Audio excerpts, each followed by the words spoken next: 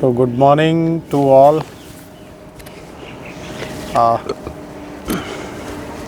दीपावली की छुट्टियां चल रही हैं और Good हमारे morning. पास एनफ टाइम है।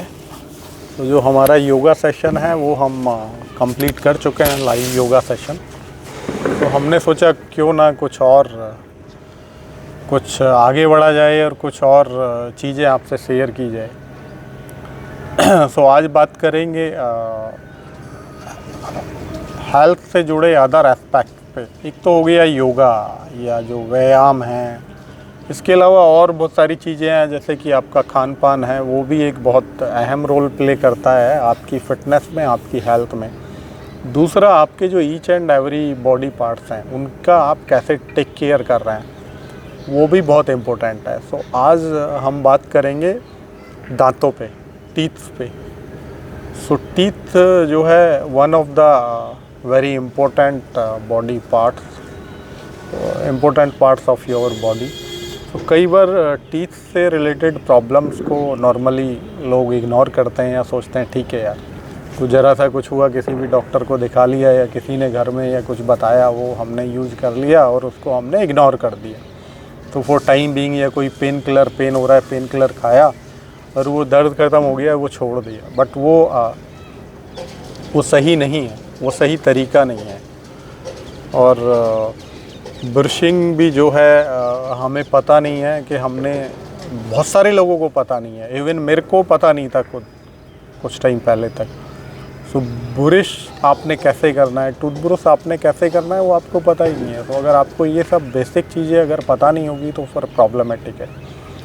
सो हमें जैसे जैसे जो पता लग रहा है, जो रियल लाइफ एक्सपीरियंस है, प्रैक्टिकल एक्सपीरियंस है, वो हमने सोचा क्यों ना आपके साथ शेयर किया जाए ताकि आप उसका फ़ायदा उठाएं और आपको पता लगे और आपको जो प्रॉब्लम्स हमने फेस की या हमारे साथ लोगों ने शेयर की, वो आप फेस ना करें।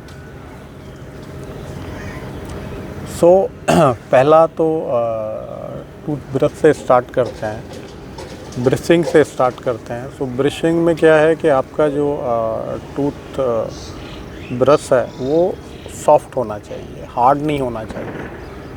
तो जितना सॉफ्ट आप यूज करेंगे उतना बेटर है। सेकंड, आपने जो है 2 टाइम ब्रश करना है, मॉर्निंग में करना है और सोने से पहले करना है, वो ज़रूर करें। 1 टाइम करते हैं ठीक है, बट बेस्ट है कि आप 2 टाइम्स करें। इसके अलावा जो हम ब्रशिंग जो हम करते हैं, सो नॉर्मल पैटर्न क्या चलता है कि हम पेस्ट को लगाते हैं ब्रश में और हमने मुंह में डाला, और हम मैक्सिमम लोगों को आप देखेंगे तो वो ये पैटर्न फॉलो करते हैं क्योंकि ये इजी पैटर्न है, तो उनको ज़्यादा कुछ नहीं करना। बट ये गलत पैटर्न है। सो आपने ऐसे ये पैटर्न फॉलो नहीं करना है। आपने ये 2 बार किया तो फिर 2 बार आपने ये भी करना है, क्योंकि अगर आप ऐसे करेंगे तो क्या होता है, धीरे धीरे जब आप ऐसे करते हैं सो आपके जो दांतों के ऊपर एक एनेमल होता है, एक परत होती है, वो धीरे धीरे वो निकल जाती है और वो मसूड़ों के पास से वो निकल जाएगी। और निकलने के बाद क्या होगा, वहाँ पे आपको सेंसिटिविटी, ठंडा गर्म लगने लगेगा और आपको प्रॉब्लम्स फेस आने लगेगी। और इसका कारण क्या होगा? पहला कारण तो ये हो सकता है जो आपकी ये जो एग्रेसिव एक ही तरफ ब्रशिंग है, एक ही पैटर्न पे आप ब्रशिंग कर रहे हैं, ये एक कारण होगा। दूसरा कारण ये होगा, अगर आप बहुत हार्ड उसको पुश कर रहे हैं, बहुत एग्रेसिव ब्रश कर रहे हैं, तो आपने हार्ड पुश नहीं करना है, एग्रेसिव पुश नहीं करना है। ये नहीं सोचना है कि अगर आप दांत जब ज़्यादा साफ़ होंगे जब मैं ज़्यादा हार्ड पुश करूँगा या ज़्यादा तेज़ी से करूँगा, ऐसा बिल्कुल भी नहीं है। सो बहुत सेंसिटिव पार्ट है और आपने सेंसेबल तरीके से ईज़िली क्लीन करना है। सेकंड, अगर आप जो ब्रश आप यूज़ कर रहे हैं वो एटलीस्ट 3 महीने में ब्रश आप चेंज कर दें, क्योंकि उसको यूज़ करते करते उसके जो ब्रशेज हैं वो हार्ड हो जाते हैं। सो उसका भी एक सेल्फ लाइफ है। सो जब आप रेगुलर यूज करते हैं तो वो हार्ड हो जाते हैं। सो आपको जो है उसको हर 3 महीने में आपको चेंज कर देना है। और ये जो पैटर्न है ये आपने बिल्कुल फॉलो नहीं करना है। इसके अलावा अगर आप जो पहले जो पुराने टाइम में नीम का या और दतून जो है यूज करते थे, वो करते हैं तो वो भी वेल एंड गुड है।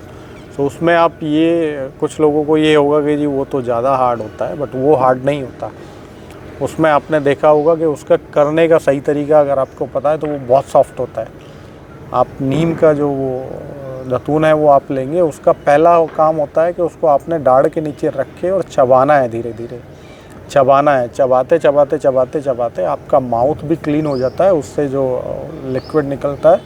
और उसके बाद आप देखेंगे उसमें फ्रंट में इतना सॉफ्ट हो जाता है वो जो सॉफ्ट जो उसके जो वो निकलते हैं, रेशे जो निकलते हैं, उससे क्लीनिंग करनी होती है दांतों की, तो बहुत सॉफ्ट होता है वो। आप सॉफ्टेस्ट टूथब्रश लेंगे उससे भी सॉफ्ट होता है नीम और बाकी जो चीज़ें। तो इट्स अप टू यू, अगर आप के पास नीम या बाकी चीज़ें अवेलेबल नहीं है तो आप ये भी कर सकते हैं। सेकंड, कोई भी अगर आपको दांतों से रिलेटेड प्रॉब्लम है तो उसको आपने लाइटली नहीं लेना है, इग्नोर नहीं करना है। कई बार क्या होता है कि हमें लगता है यार ठीक है, हल्का फुल्का दर्द हुआ या कुछ हुआ या कुछ दिखा तो हम छोड़ देते हैं, या हमने पेन किलर लिया और हमने कहा ठीक है हो गया, या किसी ने कुछ बताया वो दवाई ले ली। तो दांत बहुत सेंसिटिव पार्ट है, और अगर इनिशियल स्टेज में कुछ प्रॉब्लम है उसको आप डॉक्टर से कंसल्ट नहीं करोगे, कंट्रोल नहीं करोगे, तो लेटर स्टेज में वो आपको ज़्यादा पेन देती है, आपको ज़्यादा पैसा खर्च करना पड़ता है, आपको ज़्यादा टाइम डॉक्टर का विजिट करना पड़ता है। सो बेटर है जैसे ही आपको कोई प्रॉब्लम लगे, आपको लगे कि मेरे दांत में हल्का ब्लैकपन है, कीड़ा लग रहा है या कुछ सेंसेशन है, इमीडिएट अपने डॉक्टर से आप कंसल्ट करें।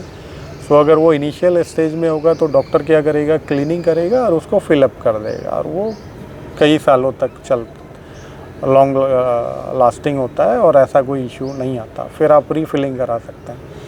अगर आपकी स्टेज आपने इग्नोर किया, उससे भी आगे निकल गई, तो आपका दांत जो है और ज़्यादा गलने लगेगा या सड़ने लगेगा, और फिर आप डॉक्टर के पास जाएंगे तो डॉक्टर बोलेगा आपको अब तो इसका RCT करना पड़ेगा।